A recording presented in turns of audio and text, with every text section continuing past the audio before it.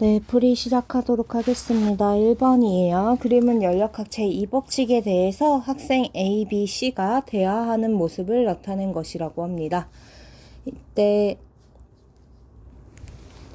A는 열은 자발적으로 저온의 물체에서 고온의 물체로 흐른다라고 했는데 열은 항상 어디에서 어디로 흘러요? 모든 것들은 고에서 저로 흘러야 되기 때문에 A는 땡이 되는 거죠.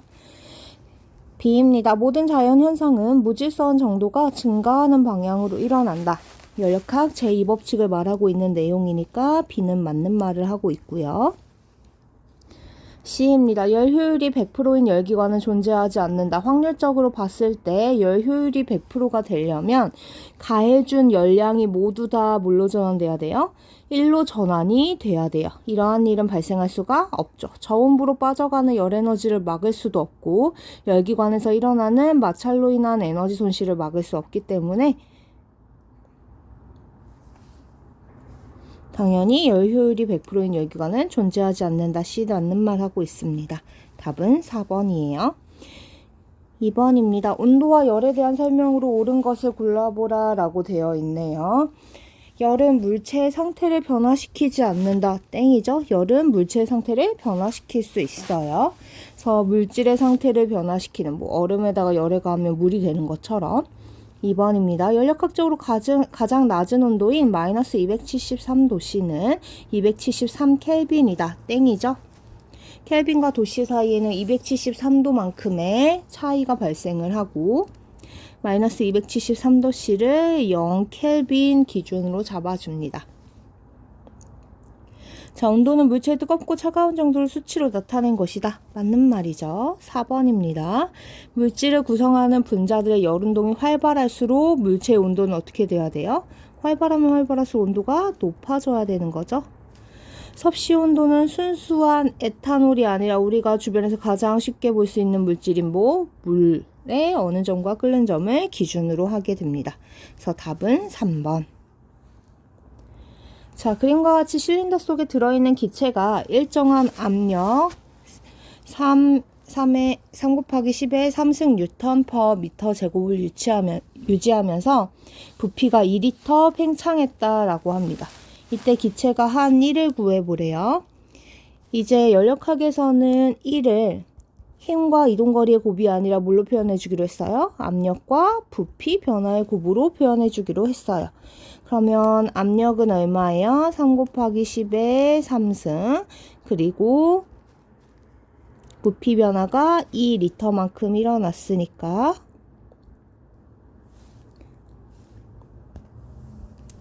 2 곱하기 10의 마이너스 3승 미터 세제곱미터 해주면 얼마가 나와요? 땡땡 지워지면서 2번 6줄이 나와야 되겠죠? 이거 왜 이렇게 해야 되냐면 우리가 원래 1의 단위인 줄은 다시 쓸게요. 1의 단위인 줄 같은 경우에는 힘과 이동거리의 곱이었기 때문에 단위가 뉴턴 미터였어요.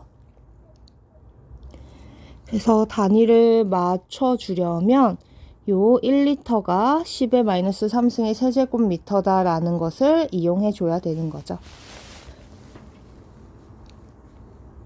4번입니다.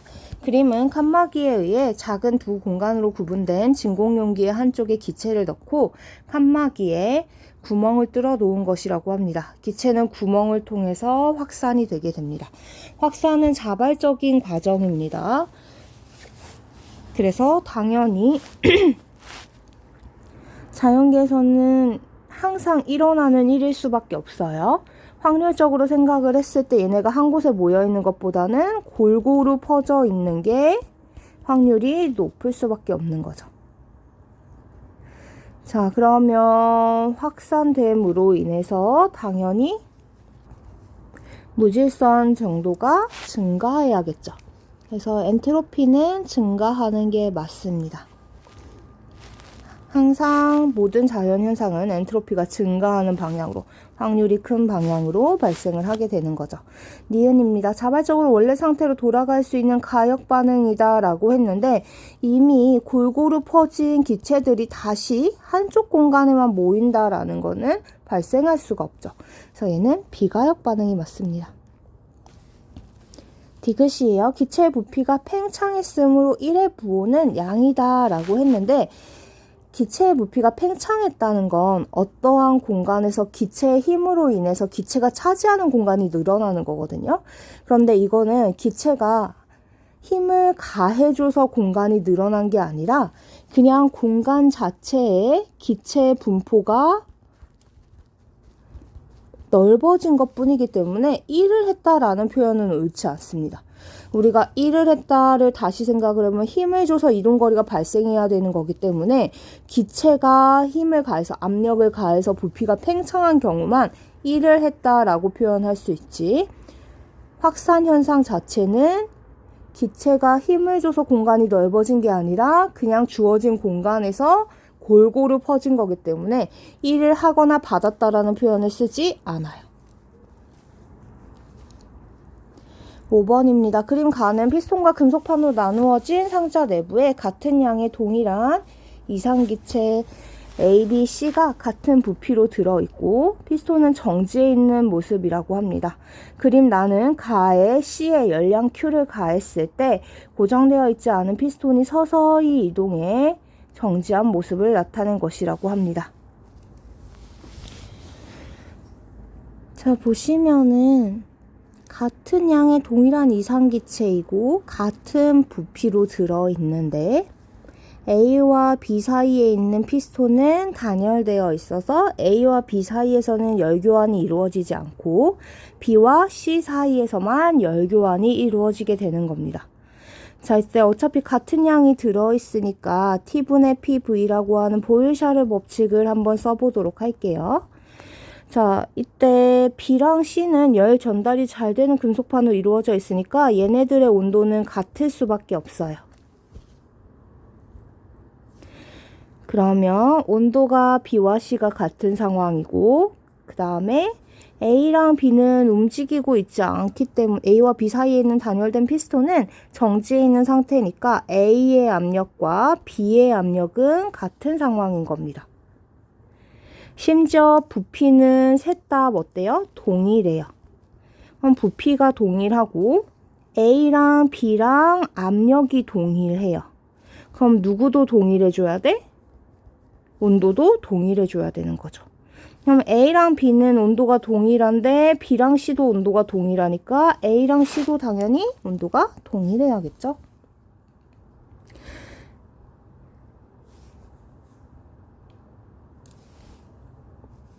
니은입니다. B는 지금 C에다가 가해준 열량 때문에 C의 온도가 올라가게 되고 따라서 열 전달이 되는 금속판으로 연결된 B의 온도도 올라가야 되는 겁니다. 그럼 분자 운동이 활발해지면서 압력이 증가하고 압력이 증가했으니까 당연히 A가 밀리게 되는 거죠. A 방향으로 단열된 피스톤이 밀리게 되는 거죠. 언제까지? A랑 B 압력이 같아질 때까지. 그럼 당연히 나에서가 더 커야 되니까 니은은 땡. 디귿입니다. A의 내부 에너지는 가에서가 나에서보다 작다라고 했는데 A 과정을 살펴보면 모두 다 단열된 소재로 둘러싸여 있고 외부에서 압력을 가해줘서 부피가 감소했어요. 이 과정에서 열교환은 이루어지지 않아요. 그러면 얘는 당연히 단열 무슨 과정이 되겠어요? 압축 과정이 되는 겁니다. 자, 단열 압축 과정 생각해 볼게요. Q는 델타 U 플러스 W에서 단열 과정은 Q가 사라지는 거라 델타 U가 마이너스 W가 되는 건데 지금 A 입장에서는 부피가 감소하고 있으니까 1을 받았고 그러면 1의 부호가 마이너스가 되는 거죠. 마이너스는 플러스니까 내부 에너지는 어떻게 돼야 돼요? 증가해 줘야 되는 겁니다. 그래서 디귿은 맞는 말.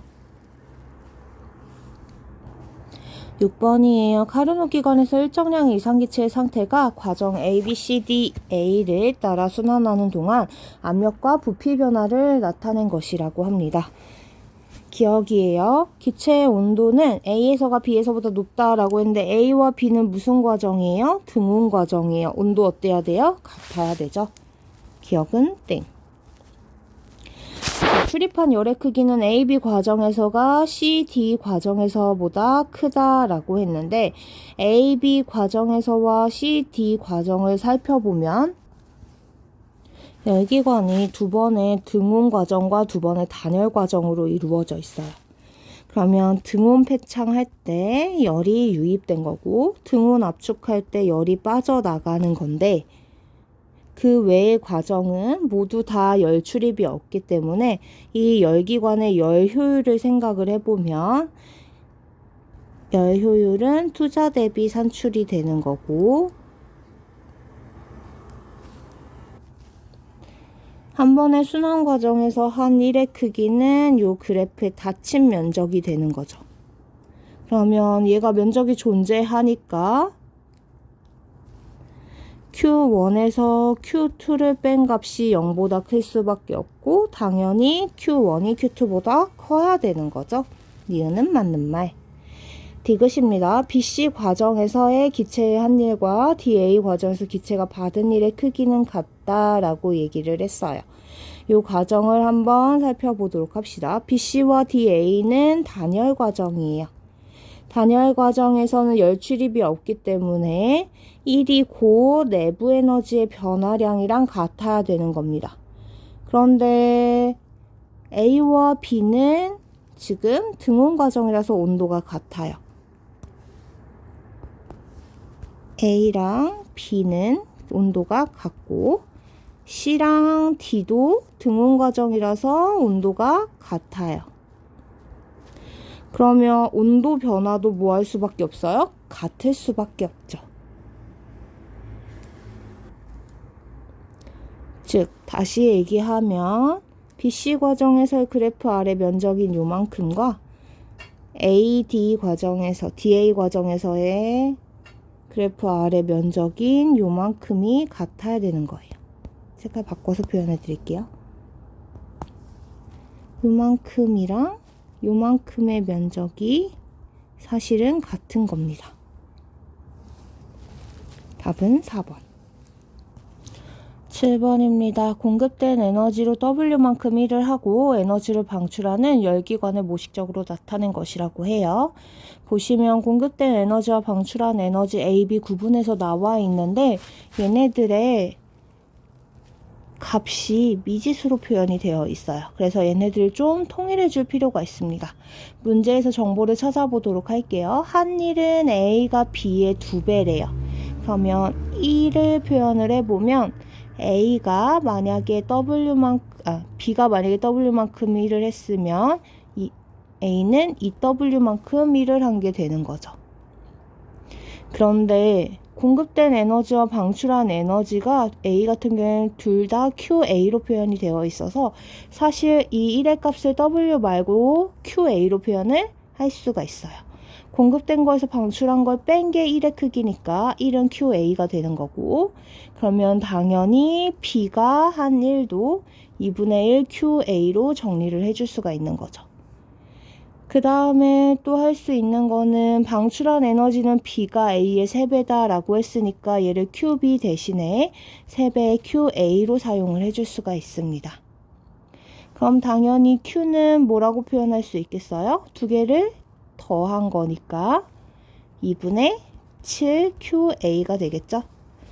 열 효율을 구해보라고 하네요. 투자 대비 산출입니다. 2분의 1이 바로 A의 열 효율이 될 거고 요 2분의 1 이렇게 구하는 거죠. A 같은 경우에는 투자 받은 거 2배 QA분의 한 1의 크기 QA니까 2분의 1.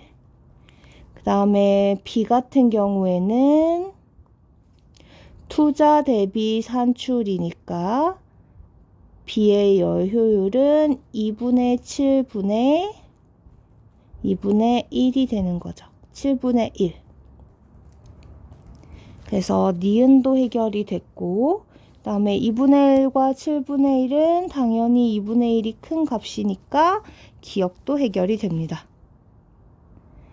자, 공급된 에너지는 A가 B의 7분의 4배이다 라고 했는데 이것도 바로 비교가 가능하죠? 답은 5번. 순환과정 A, B, C, A를 따라서 일을 하는 열기관에서의 압력과 부피 변화를 나타낸 그래프라고 합니다. AB 과정에서 출입한 열량은 Q1이고 CA 과정에서 출입한 열량은 Q2래요. 자, 그러면 얘네들을 가지고 일단 4가지 과정에 해당하는지를 봐야 되는데 BC 과정 같은 경우는 무슨 과정이에요? 등, 적. 그 다음에 AC 과정은 등, 압이 됩니다. 그렇지만 AB 과정은 뭔지 정확히 알 수가 없어요. 그래도 AB 과정에서 기체 내부 에너지가 증가했는지를 보일샤르 법칙으로 알 수는 있습니다. 왜냐하면 T분의 PV가 일정해야 되는데 그 말인 즉슨 P와 V를 곱한 값이 크면 클수록 온도도 어때야 되는 거예요? 커져야 되는 거죠.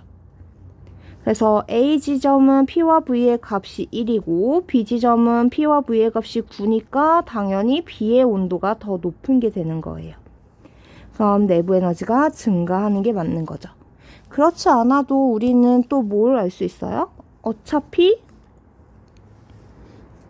PV 그래프에서 등호선은 이렇게 반비례를 그리게 될 거고 대각선 위로 갈수록 온도가 높은 거니까 당연히 B가 더 높다라는 것도 이런 방법으로도 알 수가 있는 거죠. 자, 기체가 한번 순환하는 동안 한 일을 구하래요. 그래프 아래에 뭐를 구해야 되나요? 면적을 구해줘야겠죠. 그래서 닫혀있는 면적 구해주면 2 곱하기 2분의 1이니까 이 줄이 맞는 말이 되는 거죠. 디귿입니다. 열기관의 열 효율은 1-Q1분의 Q2다 라고 했는데 그냥 단순하게 주어진 열량이 공급된 열량이 Q1, 방출한 열량이 Q2라고 하면은 걔는 얘를 성립할 수 있어요. 이 식을 그냥 쓰면 돼요. 하지만 우리는 뭐를 알고 있어?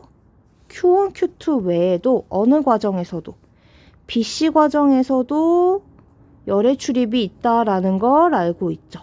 그래서 등적 과정은 열이 곧 뭐가 되는 과정이에요? 내부 에너지의 변화가 되는 과정이에요. 그러면 당연히 열 출입이 추가적으로 또 있으니까 Q1과 Q2의 비만으로는 표현할 수가 없게 되는 겁니다.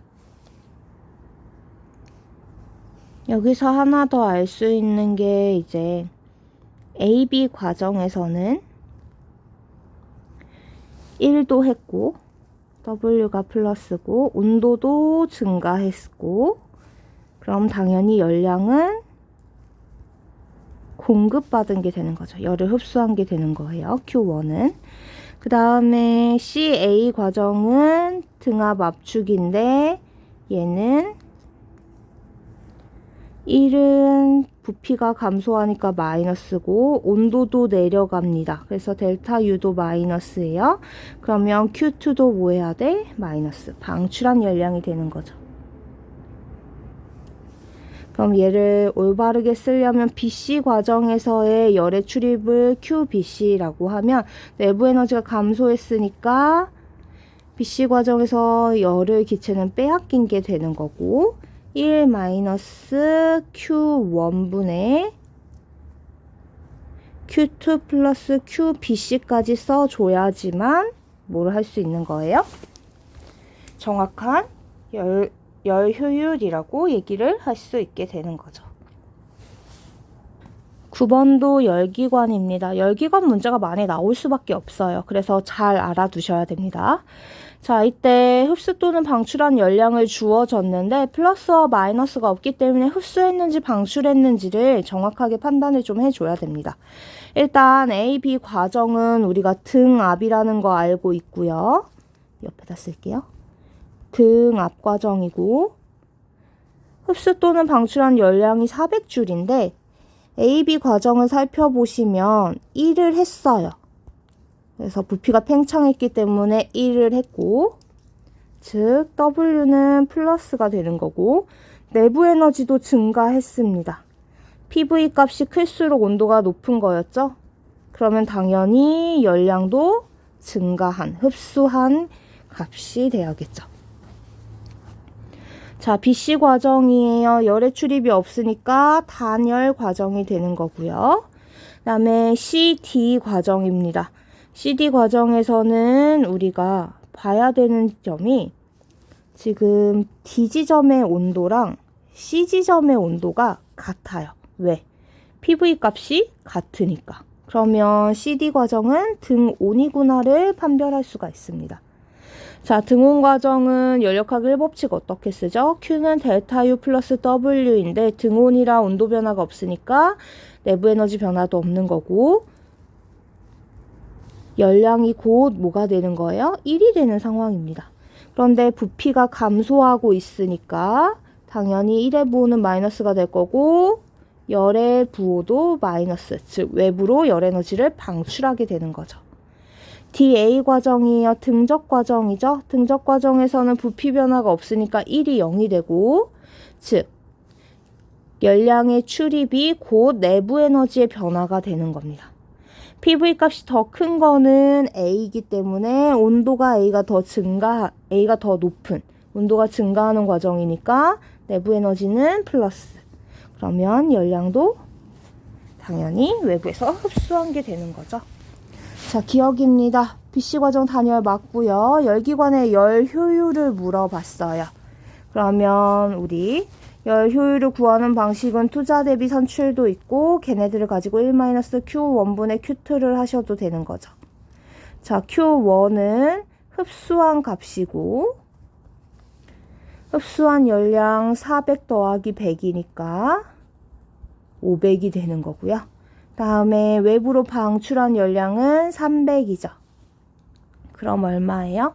5분의 3이라 5분의 2니까 60%가 아닌 40%가 돼야 되는 겁니다. CD 과정에서 기체가 한 일은 200줄이다 라고 했는데 CD 과정에서는 등온이라 기체가 한 일이 열 에너지의 출입이랑 동일해서 200이 아니라 300줄이 돼야 되는 거죠. 답은 1번. 그림은 마이클슨 몰리의 실험 장치라고 합니다. 레이저를 통해 방출된 빛은 A와 B 경로를 이동해서 B 검출기에 도달하게 돼요. 반투명 거울로부터 거울까지의 거리는 모두 같다라고 합니다. 총 이동한 길이가 같다라는 뜻이 되는 거죠. 자, 이에 대한 설명으로 옳은 것만을 보기에서 있는 대로 골라보라 라고 하네요. 실험을 통해서 에테르가 존재하지 않음을 알게 되었다라고 했는데 실험 결과 결국은 어떻게 됐어요? 빛 검출기에서 속도의 차이가 나타나지 않고 결론적으로는 무슨 결론을 내릴 수밖에 없다?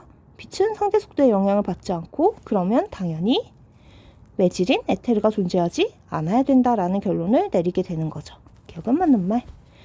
실험 결과 각각 A, B 경로로 이동한 빛의 속력에는 차이가 나타나지 않았었어요. 실험을 통해 관찰자의 상대 운동에 따라서 빛의 속력이 달라지지 않는다는 것까지도 알게 됐죠. 답은 1번.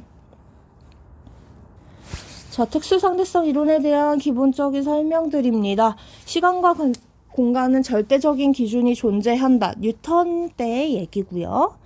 모든 비관성 좌표계에서 물리법칙은 동일하다. 비관성이 아니라 관성 좌표계죠. 3번이요. 동시의 상대성은 착각이나 오차 때문에 발생하는 게 아니라 실질적으로 시간과 공간의 상대성에 의해 발생하는 현상이죠. 빛의 속력은 관측자의 운동이나 광원의 운동에 영향을 받지 않아요. 상대 속도에 영향을 받지 않고요. 5번입니다. 정지해 있거나 등속도 운동하는 관성좌표계에서 성립하는 이론이다. 맞는 말이죠. 너무 쉬운 문제. 2번이랑 상충하기 때문에 2번과 5번 둘 중에 하나의 답인데 특수가 붙는 이유는 일반적이지 않은 힘이 없는 세상에 대한 얘기이기 때문이다 라고 했어요. 12번입니다.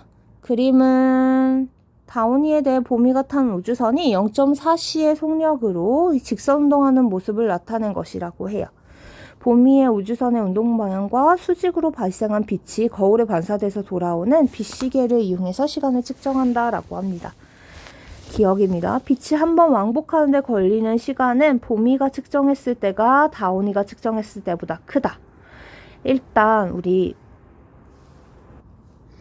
살펴보면 보미는 등속 운동을 하기 때문에 내가 정지해 있는 건지 운동을 하고 있는 건지 알 수가 없어요. 그래서 광원에서 나온 빛이 거울로 수직으로 이동한 다음에 수직으로 반사되어서 다시 돌아오게 될 겁니다. 반면에 다온이가 봤을 때는 빛이 출발한 이후에 우주선이 가만히 있는 게 아니라 앞으로 나아가고 있기 때문에 거울의 위치가 달라져서 빛의 경로가 이렇게 길어지게 되죠. 그럼 보미가 측정한 시간보다 다온이가 측정한 시간이 훨씬 더 길어야 되는 겁니다. 우주선의 운동 방향 길이는 다온이가 측정했을 때가 보미가 측정했을 때보다 길다라고 했는데 특수 상대성 이론에서 문제를 풀 때 사용해야 되는 문장, 빨리 움직이면 시간이 어떻게 흐르고 천천히 흐르고 길이는 짧아지게 되는 겁니다.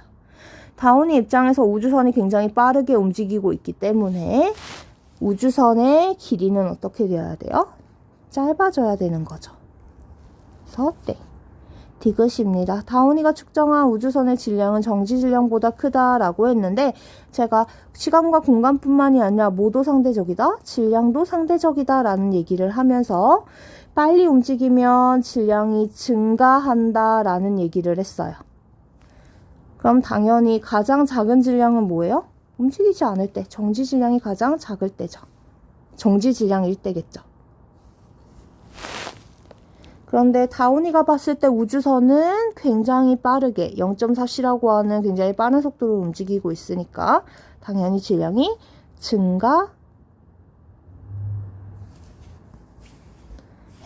되는 겁니다. 잠깐만요. 미안해요. 설명은 제대로 해놓고서는 답을 잘못 체크했죠? 보미의 시간이 다온이의 시간보다 덜 흘렀어야 되는 거죠. 답은 2번. 자, 그림과 같이 보미에 대해 다온이가 탄 우주선이 지면과 나란하게 광속에 가까운 속력으로 등속도 운동한다고 해요. 다온이의 관성계에서 A와 B는 광원으로부터 각각 거리 L1, L2만큼 떨어져 있고 빛은 광원으로부터 A, B를 향해 동시에 방출이 된다라고 합니다. 보미의 관성계에서 방출된 빛이 A, B에 도달하는 데 걸리는 시간은 같대요. 자, 그러면 보미가 봤을 때 빛이 동시에 출발해서 동시에 도착하는 것처럼 느껴지는 거거든요. 근데 빛이 출발한 이후에 우주선이 가만히 있는 게 아니라 앞으로 진행을 하게 돼요. 그러면 검출기 A가 가까워지고 검출기 B는 멀어지는 건데 둘이 똑같이 도착한다라는 건 애초에 검출기 A까지의 거리가 더 멀었어야 되는 거죠. 그래서 L1이 L2보다 더 길기 때문에 조금 더 거리가 가까워지고 L2는 거리가 더 멀어져도 동시에 도착할 수 있게 되는 겁니다. 그럼 기억은 땡이 되는 거예요. 자, 보미의 관성계에서 빛은 A를 향해 먼저 출발한다 라고 했는데 빛이 출발하는 건 어느 지점에서 일어난 사건이에요? 한 지점에서 일어난 사건이에요. 한 지점에서 일어난 사건은 모두가 어떻게 인식해야 돼요? 동시로 인식을 해줘야 되는 거죠. 그래서 니은은 땡. 디귿입니다. 빛이 L1까지 이동하는데 걸리는 시간은 보미의 관성계에서가 다온이의 관성계에서보다 작다라고 얘기를 했어요. 보미 입장에서는요, 지금 우주선이 빨리 움직이고 있기 때문에 우주선의 길이가 어떻게 됐어요? 짧아졌어요. 그래서 우주선의 길이도 짧아졌는데 심지어 빛이 진행하는 동안 우주선이 앞으로 가고 있기 때문에 검출기 A가 광원 쪽으로 가까이 오고 있는 상황입니다. 그럼 당연히 안 그래도 짧아진 거리에서 우주선의 이동으로 인한 도착 지점까지 더 가까워졌으니 걸리는 시간은 어떻게 돼야 돼요? 훨씬 짧아져야 되는 거죠.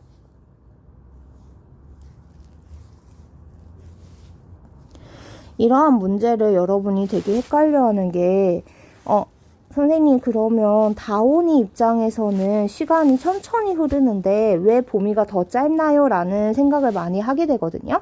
그냥 거리를 갖고 좀 얘기를 해볼게요. 다온이가 측정했을 때 빛이 출발해서 검출기 A에 도달하는 데 걸리는 시간은 거리로 한번 얘기를 해보면 L1만큼 이동을 하는 거예요. 그래서 C라는 속도로 다온이의 시간이 걸려야 L1에 도착을 하는 거고요. 다음에 봄이 같은 경우에는 L1보다 훨씬 더 짧은 거리를 빛이 진행을 하게 됩니다. 얘는 길이 수축도 일어나고 그 다음에 뭐도 일어나요? 도착 지점이 가까워지기도 해요. 그럼 훨씬 더 많이 작아지겠죠? 하지만 누가 이동해서 도착하는 건 동일해? 빛이 이동해서 도착하는 건 동일해요. 그러면 얘를 보면 빛의 속력이 특수상대성 이론부터는 절대적인 기준이 되는 겁니다. 얘는 불변이고 거리를 비교해보면 L1보다 봄이가 측정한 이걸 L1 봄이라고 할게요. L1 봄이 훨씬 더 짧아요. 시간도 어때야 돼요? 훨씬 더 짧아야겠죠? 14번입니다. 그림과 같이 우주선 A와 B가 각각 일정한 속도로 제리미가 있는 별에서 혜정이가 있는 별을 향해 가고 있다고 합니다. 제리미에 대해 혜정이는 정지해 있고요. 제리미가 측정할 때 우주선 A와 B의 X축 방향의 길이는 원래 같대요. 그런데 이게 누가 측정할 때냐면 제리미가 측정할 때예요.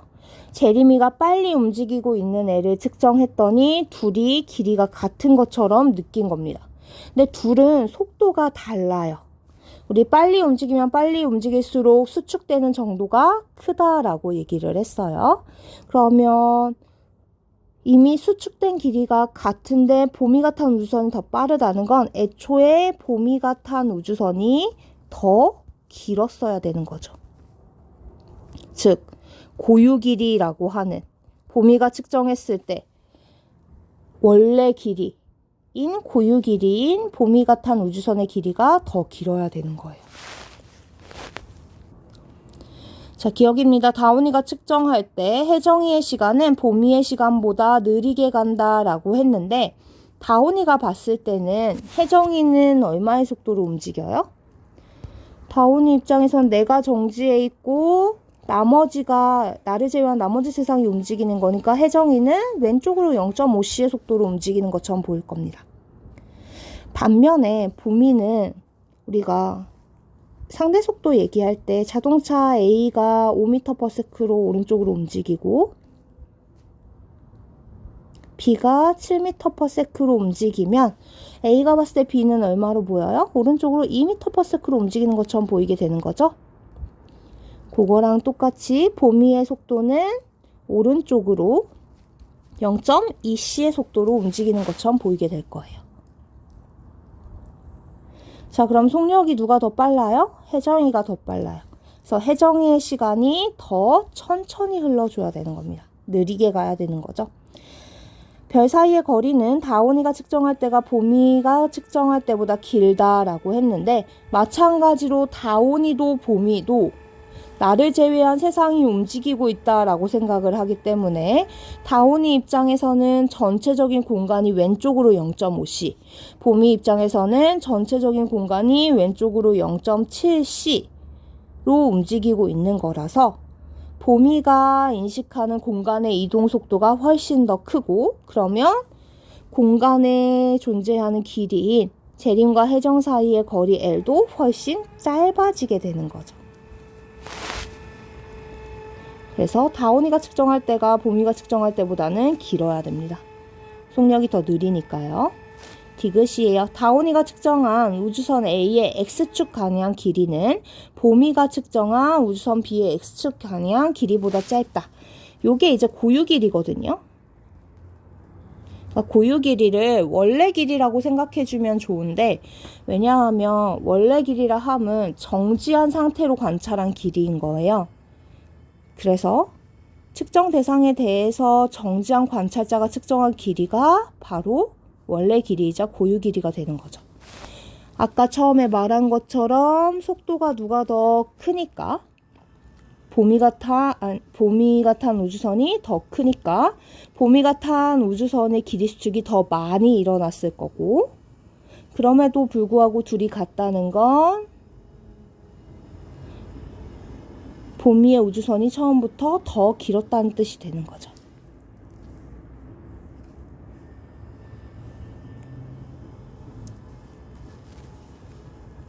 자, 핵반응식이 나왔습니다. 핵반응에서는 중요한 게 뭐예요? 양성자수랑 질량수는 보존이 돼야 되고요. 뭐는 줄어요? 질량은 줄어듭니다.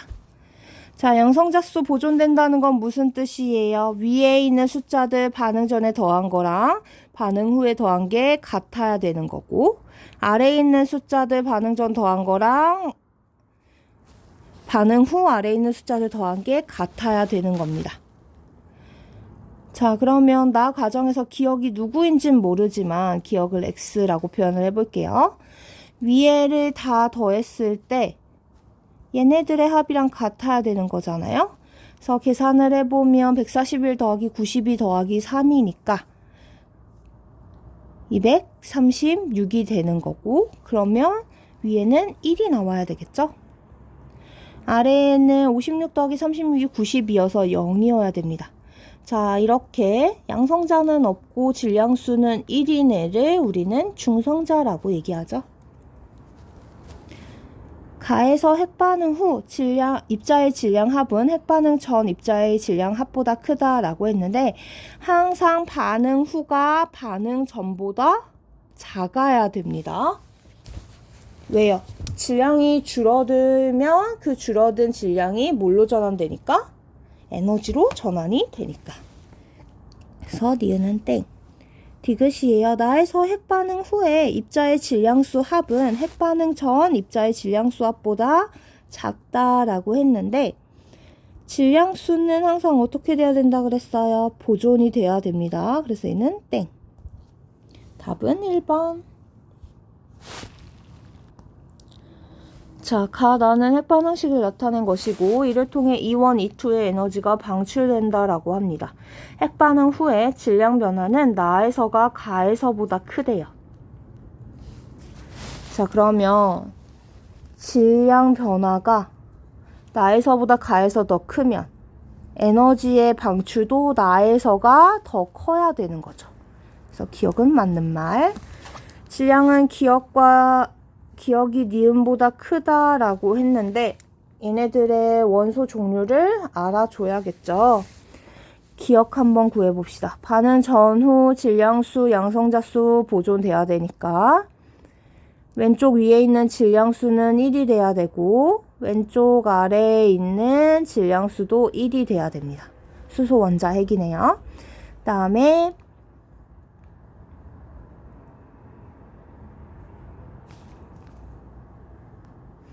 나입니다. 역시 나에서 니은도 역시 그 과정을 거쳐주면 총 5였어야 되니까 얘는 3. 그 다음에 숫자는 1.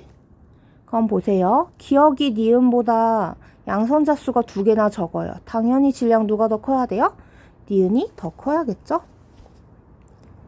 자, 기억과 니은 양성자수 같으니까 원자번호 당연히 같아야 됩니다. 답은 3번. 우주에서 지구로 우주선이라 불리는 방사선이 굉장히 많이 쏟아져 오는데요. 이 중에서 우리는 광속 C에 가까운 속도로 튀어나오는 뮤온에 대한 얘기를 해보려고 해요. 뮤온은 수명이 100만 분의 2초 정도로 굉장히 짧습니다. 그래서 뮤온이 없어지기 전에 도달할 수 있는 거리는 약 0.6km 정도이기 때문에 수명이 아주 짧은 뮤온은 지구 도달하기 전에 거의 없어집니다. 그런데 실제로 뮤온은 우주로부터 수십여 킬로미터의 거리를 날아서 지표면에서 관찰이 되게 돼요. 수명이 짧아서 원래 볼 수 없는데 얘가 관찰이 되는 이유를 두 가지 입장에서 설명을 할 수가 있거든요. 일단은 지구의 정지에 있는 관찰자 입장에서 한번 생각을 해보도록 할게요. 자, 뮤온은요, 굉장히 빨리 움직이는 애입니다. 한 0.99c 정도까지도 움직일 수가 있어요. 질량이 굉장히 가벼운 애라서. 엄청 빨리 움직이니까 시간이 어떻게 흘러야 돼? 천천히 흘러야 돼요. 그래서 뮤온의 수명이 100만 분의 2초라고 하면 내가 100만 분의 2초만큼 시간이 흘렀을 때 뮤온의 시간은 얼마만큼 흐른 거야? 100만 분의 2보다 훨씬 적게 흐른 거예요. 그러면 뮤온의 시간이 100만 분의 2보다 훨씬 적으니까 100만 분의 2초가 됐을 때 나의 시간은 100만 분의 2보다 더 많은 시간이 흐른 거죠.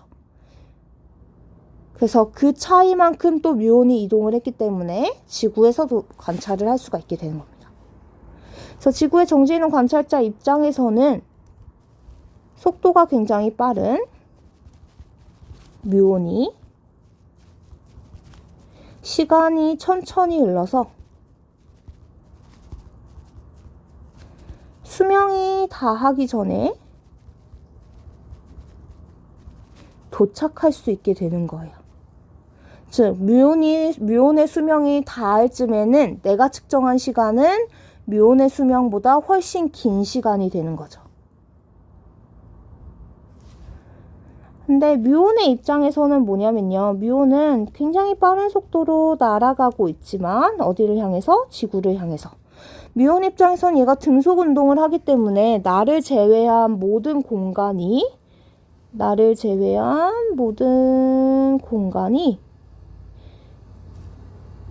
향해서 0.99c의 속도로 날아오고 있는 것처럼 느껴지게 됩니다.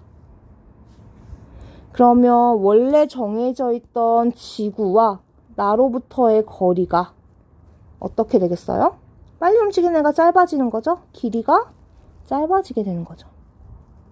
그럼 가야 될 거리가 훨씬 짧으니까 걸리는 시간도 적고, 즉 내가 수명을 다하기 전에 도착할 수 있는 거예요. 그래서 뮤온 입장에서는 배경이, 즉 나를 제외한 공간이 빠르게 움직이며 수축하기 때문에 가야 될 거리가 짧아지게 되는 거죠. 그래서 수명 내에 도달할 수 있게 되는 거예요.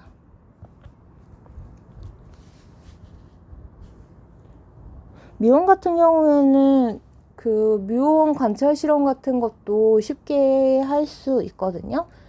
안개상자 같은 거 만들어서. 그래서 이제 진짜 지표면까지 도달하는 입자입니다. 얘를 설명할 수 있는 방법이 상대성 이론밖에는 없어요. 자, 3번입니다. 지구의 정지한 관찰자에 대해서 정지한 뮤온과 운동하고 있는 뮤온의 질량을 비교하래요. 정지한 관찰자 입장에서는 정지한 뮤온이 가지는 질량을 정지 질량이라고 하고, 운동하고 있는 뮤온의 질량은 상대론적 질량입니다. 제가 그 얘기를 했어요. 빨리 움직이면 빨리 움직일수록 질량이 증가한다고.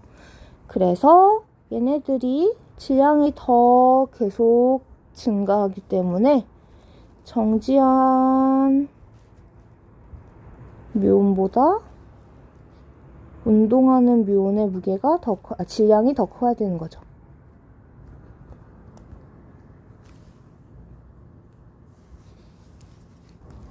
자, 그래프 그리는 문제입니다. ABC를 따라서 변할 때 압력과 부피를 나타낸 것인데, 얘를 절대 온도와 부피 그래프로 변환해서 그리래요.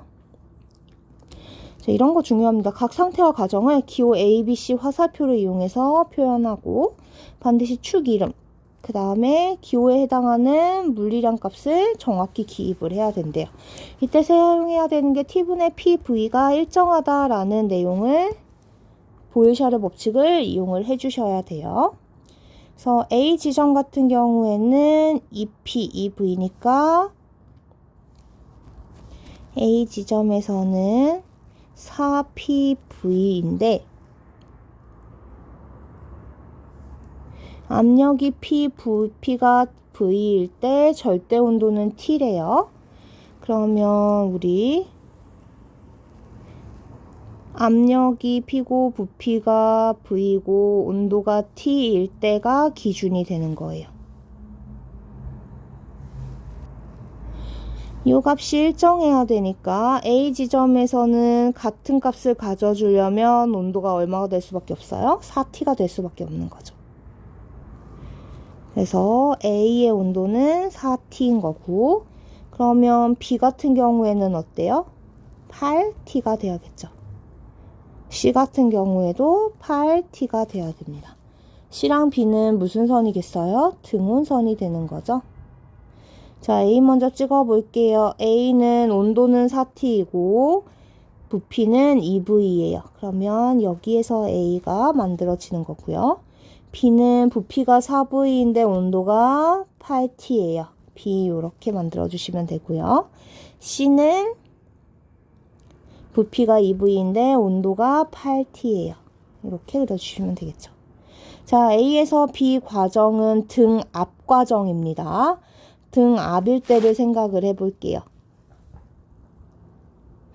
압력이 일정할 때 부피와 온도 사이의 관계는 비례 관계죠.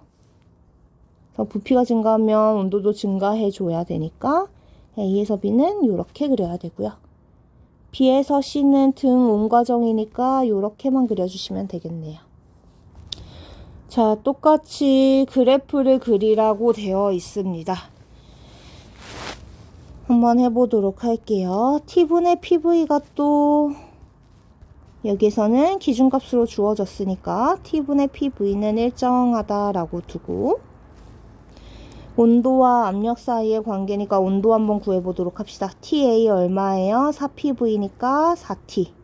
B는 4PV니까 4T. 그리고 C는 2PV니까 2T.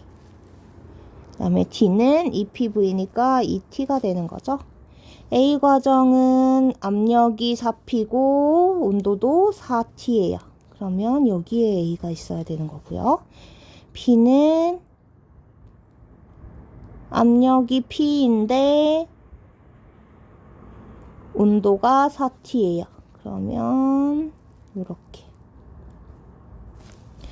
B에서 C 과정입니다. C는 압력이 2분의 1 P이고 온도는 2T. 여기가 C. 그리고 D는 압력이 2P이고 온도가 2T. 여기가 되는 거죠. 한번 그려보도록 할게요. A, B는 온도가 같으니까 등온 과정입니다. 이렇게. 그 다음에 B랑 C 과정은 등적 과정이에요. 등적 과정은 부피가 일정할 때니까 부피가 일정하면 압력과 온도는 비례 관계여야 되는 거죠. 그래서 BC 과정은 이렇게 정비례로. 그 다음에 CD 과정도 등온이니까 이렇게.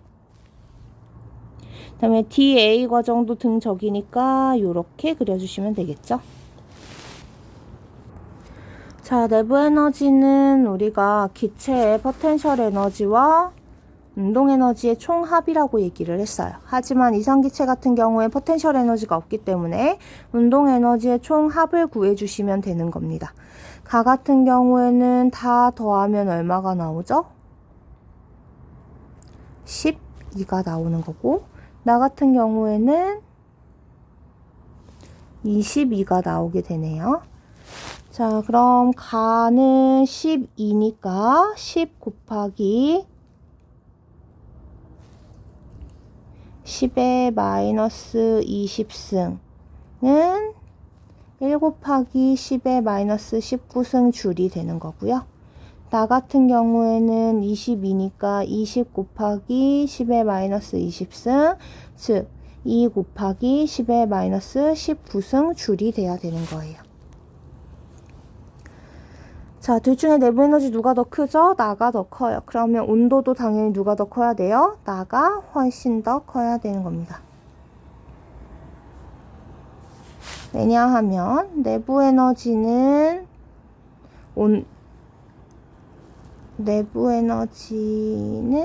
기체의 운동 에너지가 되는 건데, 기체의 운동 에너지는 온도가 높을수록 더 큰 값을 갖게 되는 거죠. 온도에 비례한다. 그래서 내부 에너지가 크다라는 거는 온도가 높다라는 뜻이 되는 겁니다.